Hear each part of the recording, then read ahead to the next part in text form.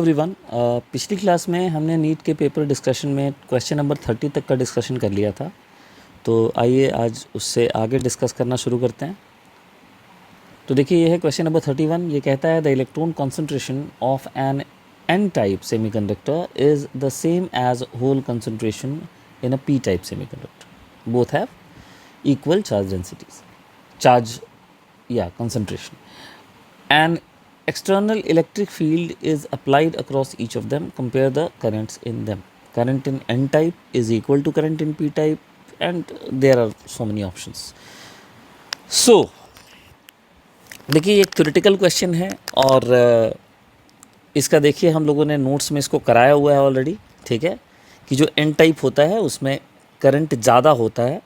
ठीक है, क्योंकि इलेक्ट्रॉन की जो मोबिलिटी होती है वो ज़्यादा होती है कंपेयर टू होल। ठीक है, तो ये मैं आपको, ये थ्योरेटिकल क्वेश्चन है तो ये दिखाता हूँ। N type semiconductors electrons are majority charge carriers.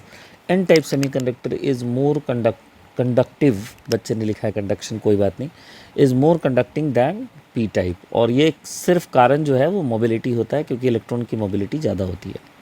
Now coming to question number 32, consider the following statements A and B, identify the correct answer. A Zener diode is connected in reverse bias when used as a voltage regulator. The potential barrier of the PN junction lies between 0.1 and 0.3 volt. So it's very clear. पहला वाला Zener diode reverse bias में use होता है, इसमें कोई संदेह नहीं है, बिल्कुल सही है। और दूसरा जो है वो जैसा कि हमने पढ़ा है 0.3 से लेके 0.3 होता है जर्मेनियम का और 0.7 होता है सिलिकॉन का, राइट। तो इसलिए तो देखिए ये भी इंफॉर्मेशन हमने कराई हुई है। ये देखिए आपको Zener डायोड के बारे में बताया गया है नोट्स में कि ये specially design to operate reverse bias होता है, और नोट्स में हमने ये भी कराया है कि सिलिकॉन डायोड का पोटेंशियल बैरियर और जर्मेनियम डायोड का कितना होता है। सो देखिए बिल्कुल डायरेक्ट जो है ये क्वेश्चंस आ रहे हैं।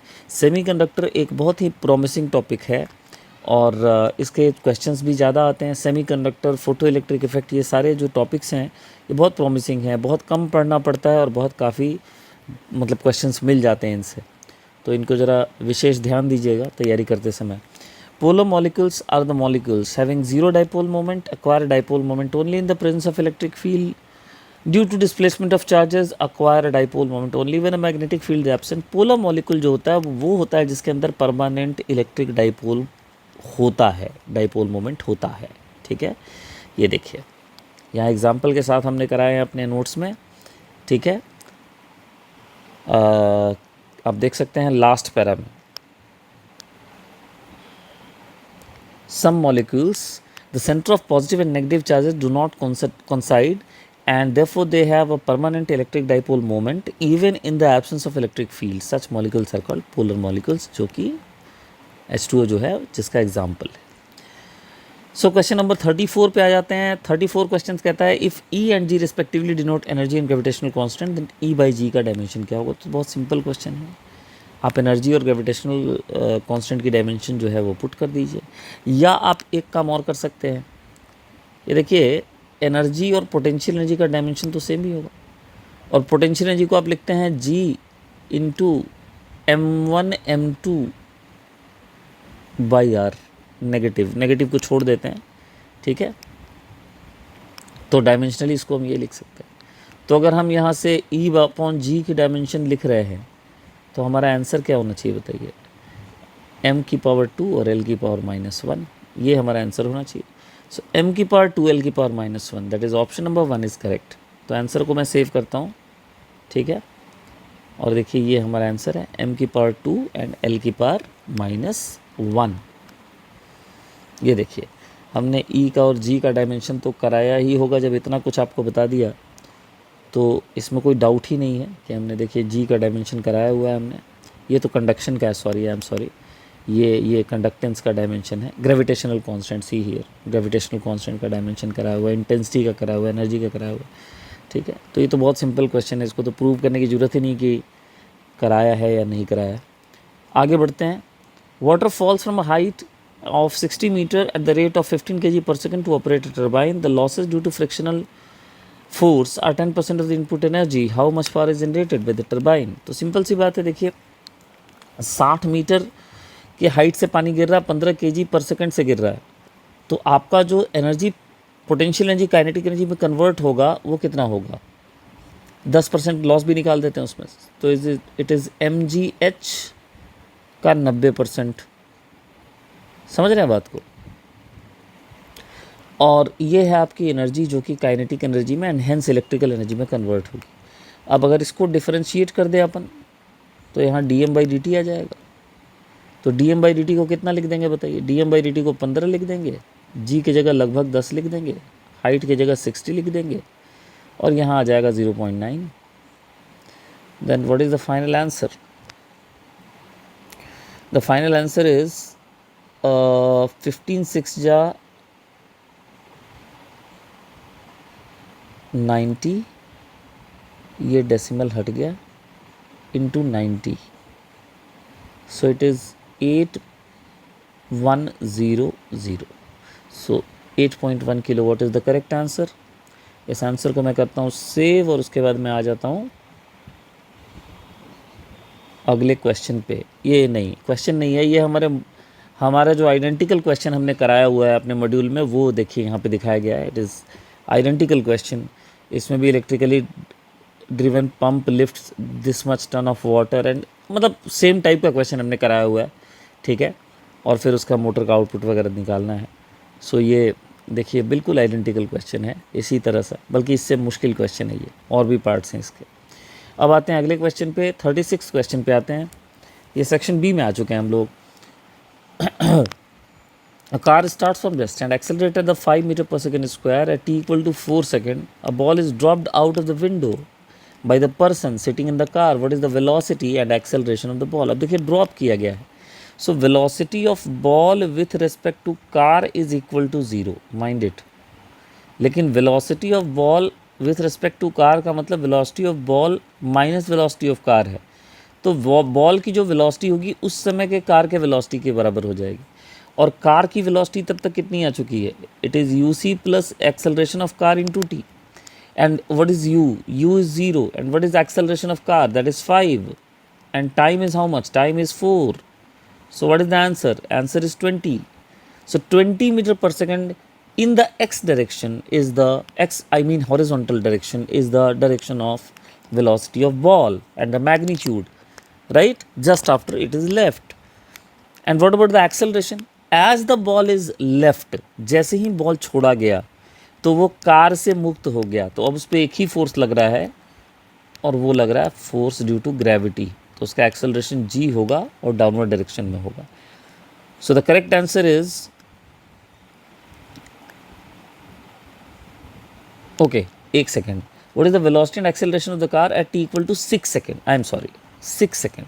6 second they are asking. They are not asking at 4 second. They are asking at 6 second. Okay. So finally acceleration तो आप समझ लें कि इतना ही होगा। अब आज ये velocity पे आते हैं। velocity पे मुझे लगा 4 सेकंड पे निकालना है, 6 सेकंड पे निकालना है। अब देखिए velocity निकालते हैं तो छोड़ने के 2 सेकंड के बाद उसकी velocity क्या होगी ये निकालना है हमें। ये वो इनिशियल velocity थी उसकी। तो देखिए ये जो भी डायरेक्शन एक्सेलरेशन बॉल के पास है वो वाई डायरेक्शन में है। एक्स डायरेक्शन में बॉल के पास कोई एक्सेलरेशन नहीं है क्योंकि कोई फोर्स नहीं है उसके पास। तो एक्स डायरेक्शन की जो भी वेलोसिटी होगी, है ना, छोड़ने के 2 सेकंड बाद भी, यानी 6 सेकंड पे, वो इनिशियल वेलोसिटी के ही बराबर होगी, वो 20 ही रह जाएगा।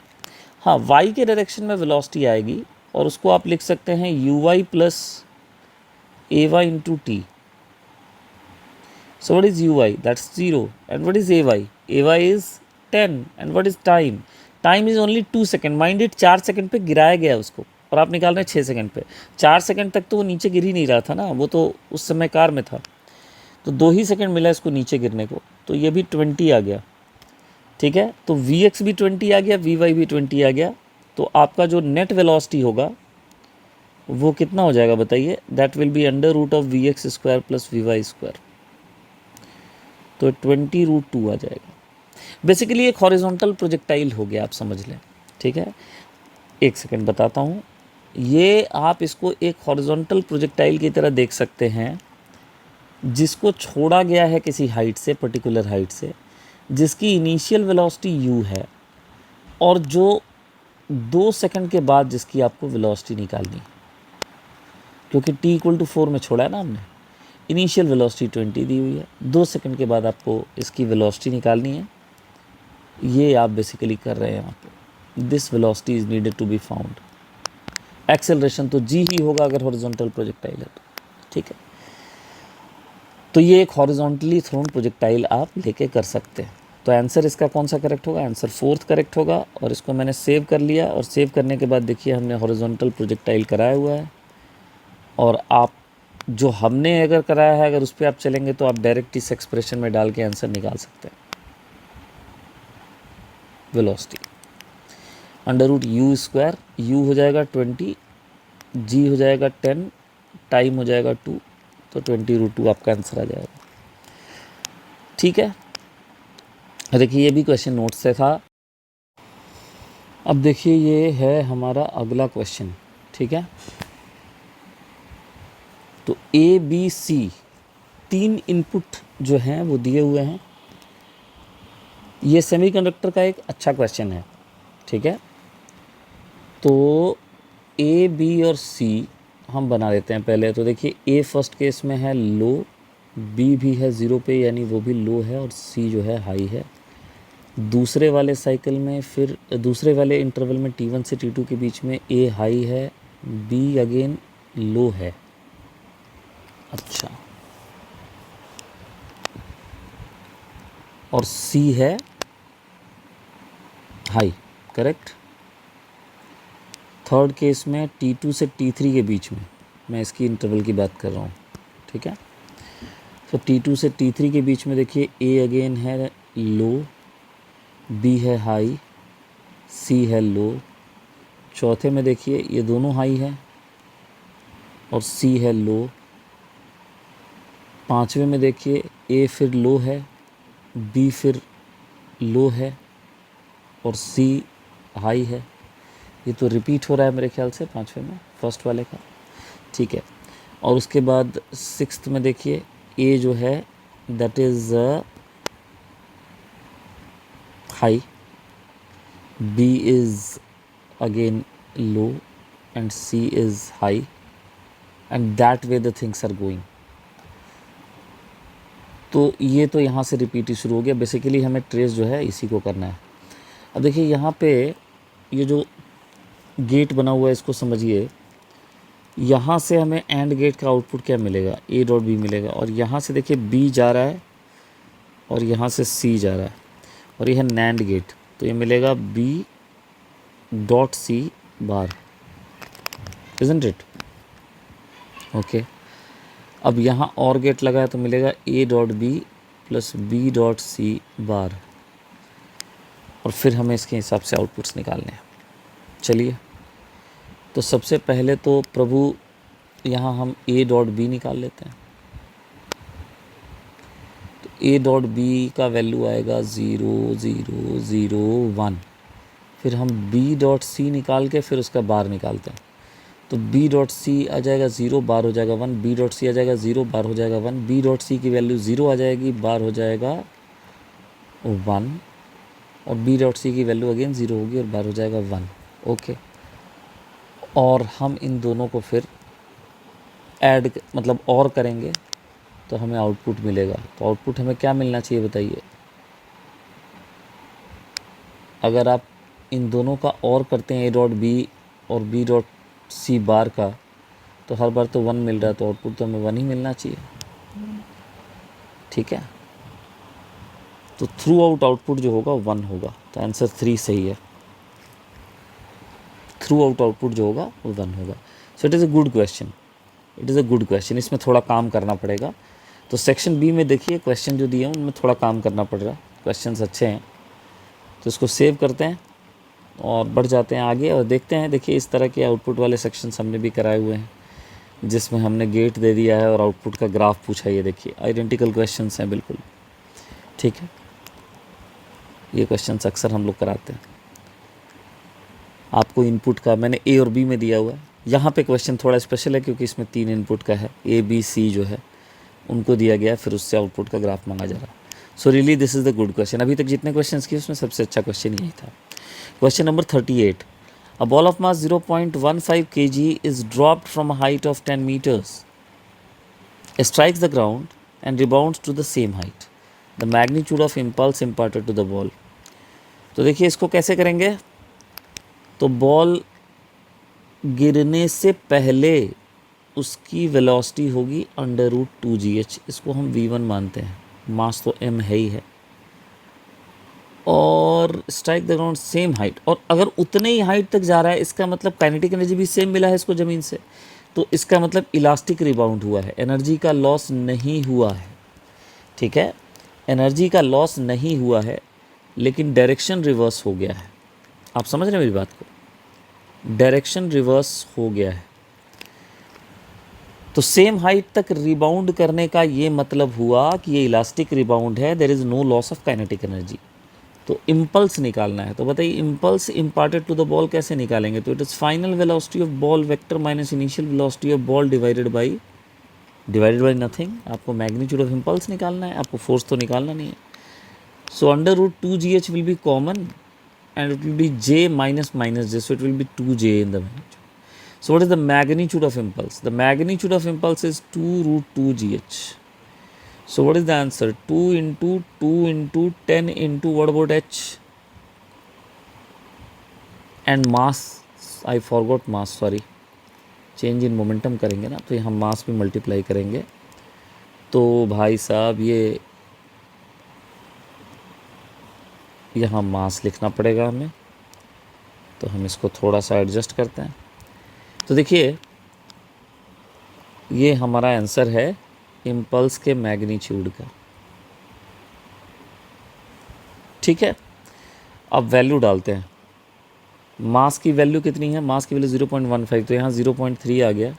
हाइट की वैल्यू कितनी है भाई साहब. हाइट की वैल्यू है 10 मीटर्स. सो 10 बाहर आ जाएगा तो ये बन जाएगा 3√2. √2 का मतलब होता है 1.4, 14 या 42. ठीक है, 4.2 सेकेंड आंसर होना चाहिए इसका. So let's save the answer and look here what we have done related to this. अगर सेक्शन बी में आपका क्वेश्चन आपके नोट से मैच कर जा रहा है तो बड़ी बात है, क्योंकि सेक्शन बी में डायरेक्ट क्वेश्चंस नहीं है. ठीक है, सेक्शन बी में थोड़ा काम करना पड़ रहा है क्वेश्चन में. तो आप देखिए सेम आपको चेंज इन वेलोसिटी कराया, उसके बाद इम्पल्स निकालने के लिए बताया गया है. m डेल्टा vn से आप निकाल सकते हैं. और मैंने इन इलास्टिक कोलिजन का कराया हुआ है तो कोफिशिएंट ऑफ रेस्टिट्यूशन का भी यूज़ हो रहा है. अब अगर इलास्टिक कोलिजन है तो कोफिशिएंट ऑफ रेस्टिट्यूशन 1 हो जाएगा. 1 हो जाएगा तो आपका आंसर आ जाएगा. Same question. ये है प्रेसिशन. तो देखिए ये है अगला क्वेश्चन. ठीक है, और इस क्वेश्चन में कह रहा है कि a uniform rod of length 2 metre and mass ½ kg is balanced on a wedge. तो वेज पे बैलेंस कर रहे हैं. Placed at 40 centimetre mark. ये है वेज. ठीक है, और 2 kg का मास लटकाया है और m kg का मास लटकाया 160 सेंटीमीटर पे. ठीक है, तो आपको बताना है m कितना होगा कि ये जो है इक्विलिब्रियम में रहेगा. सबसे पहले तो देखिए इसका वेट लगेगा. इसका वज़न कितना है 0.5 g. कहाँ लगेगा ये.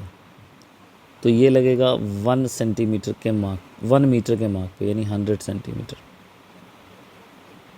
ठीक, अब आइए टॉर्क बैलेंस कीजिए अबाउट W और उसको ज़ीरो कर दीजिए. ठीक है, फलक्रम के अबाउट नेट टॉर्क ज़ीरो हो जाएगा. एंटी क्लॉकवाइज टॉर्क कौन दे रहा है. एंटी क्लॉकवाइज टॉर्क दे रहा है 2g. 2g की डिस्टेंस कितनी है फलक्रम से. देखिए ये लग रहा है 20 पे और ये है 40 पे, तो डिस्टेंस हो गया 0.2 मीटर में. उसके बाद बात करते हैं वेट की. वेट लग रहा है 1 मीटर वाले मार्क पे, फलक्रम है 40 पे, तो वेट की डिस्टेंस फलक्रम से हो गई 60. सो इट इज़ 0.6 और वेट 0.5 g है. ध्यान दीजिएगा. और फिर है मास mg. मास m है, वेट है mg, और उसकी डिस्टेंस यहाँ से हो जाएगी कितनी हो जाएगी ये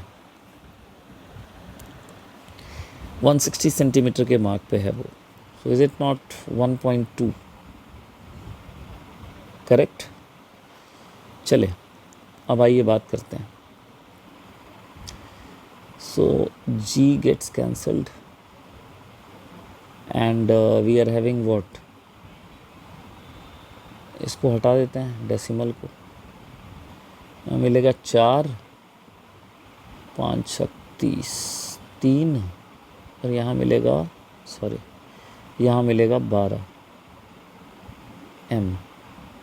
तो m की वैल्यू 1/12 हो जाती है जी, 1/12 यानी फोर्थ आंसर इज करेक्ट।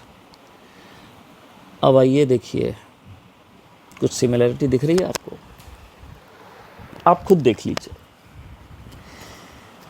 ये क्वेश्चन मेरे बोर्ड पिक का क्वेश्चन है,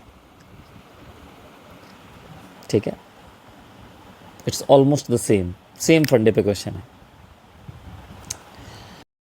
अब देखिए इस क्वेश्चन को देखिए,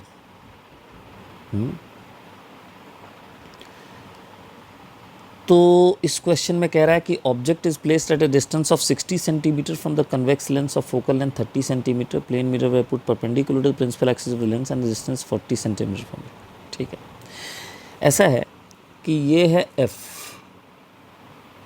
है ना, तो ये 2f हो जाएगा। तो अगर कन्वेक्स लेंस से 2f पे आप रखते हैं अपना ऑब्जेक्ट 1, तो इसका इमेज जो है वो भी 60 पे बनेगा, 2f पे ही बनेगा ना। तो ये हो गया आपका पहला इमेज का पोजीशन, ठीक है, और यही आपका सेकंड ऑब्जेक्ट हो जाएगा प्लेन मिरर के लिए। अब ध्यान से देखिए, प्लेन मिरर के लिए ये एक वर्चुअल ऑब्जेक्ट होगा। क्यों होगा वर्चुअल ऑब्जेक्ट? क्योंकि पीछे बना है प्लेन मिरर के, ठीक है। तो रियल इमेज था कन्वेक्स लेंस का, that is virtual object of the plane mirror. तो प्लेन मिरर तो ठीक इक्वल एंड अपोजिट इमेज का फॉर्मेशन करवाता है। तो ये क्या करेगा बताइए, इसका जो इमेज ये बनाएगा रियल, और खुद से 20 सेंटीमीटर अहेड बनाएगा यहाँ पे। तो ये जो फाइनल इमेज होगा I2 वो यहाँ पे होगा। तो लेंस से भी इसकी दूरी हो जाएगी 20 सेंटीमीटर और ये होगा रियल इमेज। ये आंसर गलत है यहाँ पे, ठीक है, ये आंसर होगा 20 centimetre from the lens and it will be real image. क्योंकि देखिए इसको समझने में तो दिक्कत होनी चाहिए कि अगर 2f पे रखा है तो 2f पे बनेगा। अब जब प्लेन मिरर के यहाँ पे ऑब्जेक्ट होता है तो इमेज इधर बनता है। उसी तरह अगर प्लेन मिरर पे रेज ऐसे आ रही हैं कि वो एक वर्चुअल ऑब्जेक्ट बना रही हैं। ये देखिए मैं आपको डायग्राम ड्रॉ करके बताता हूँ। ये आपका वर्चुअल ऑब्जेक्ट है जिसको आप O2 कह रहे हैं। तो इसको ये रिफ्लेक्ट करेगा ऐसे और ये I2 बनाएगा। ये वाला डिस्टेंस और ये वाला डिस्टेंस दोनों सेम होगा। ये डिस्टेंस कितना है 20 है, तो ये भी 20 होगा। तो रियल इमेज हुआ ना, ऑब्जेक्ट वर्चुअल हुआ और इमेज क्या हो गया, रियल हो गया। तो देखिए क्वेश्चन नंबर 40 तक हमने कर लिया है और बाकी क्वेश्चन हम अगली क्लास में डिस्कस करेंगे। आज के लिए थैंक यू सो मच।